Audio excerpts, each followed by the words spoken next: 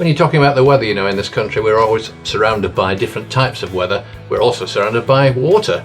We're an island after all, so there's an awful lot of moisture out there, and that moisture can hit us from all directions. Every wind direction has got its own weather, John, and it also brings different levels of humidity. The humidity is something it's really not understood by many people, because that moisture is always around you, it's in the house as well, and it causes all sorts of problems, as we all know.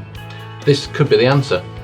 Yes, the dehumidifier certainly will cure condensation problems. Are there any drawbacks? I mean, people have said over the years that they do make a noise. That's right, it's not silent, and we've got to balance. We try to make them as quiet as we can, but we also need power. We need the energy there, the power there to do the job. Yeah, this is our latest dehumidifier. It's very simple to start. You switch it on, and it automatically goes into smart control. And you can't even hear that, can you? It's relatively quiet. Very quiet. Not saying it's totally silent, no, but it's as quiet as we can make it and still get the performance. And what we like about this dehumidifier is that it's got Ebac's proportionate control, which makes adjusted humidistats obsolete. It does that by continuously looking at the weather at the conditions in the house and deciding when to come on and off, so it optimizes the performance and minimizes the power consumption. I'll be the first to admit, we've had one of these things for many years, one of its predecessors, and where I think they're a real advantage, real help, is on those days when it's pouring rain outside, the wind's howling, you can't get your washing out, but you can't get the washing out on the line. It has to go in the utility room, and these things, they're invaluable, aren't That's they? right.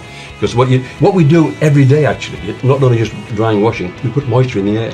When we boil pans, run a bath, breathing even puts moisture in, and it's locked in the house, and it'll go somewhere where it shouldn't, so we've got to keep taking it out.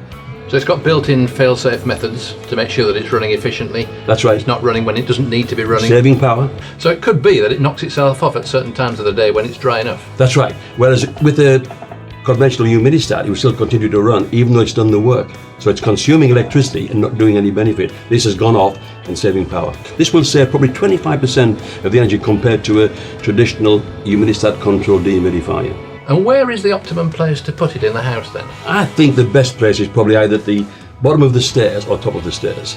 That's more or less next, it's one doorway from every other room, because the moisture will migrate towards this. This will become the coldest spot in the house, so it will attract the moisture from everywhere within the house. If you leave the doors a little bit ajar, the moisture will come to this and it will end up in the bucket. Because there must be a temptation for some people just to open the windows if it's looking moist inside the house. That's They must throw open the windows, but of course that's ridiculous, isn't it? Sometimes it can be really humid outside and it just brings the moisture in. But even when it's dry outside, you'll throw your heat away as well. You need to take a lot of air out to get rid of the moisture this will take out.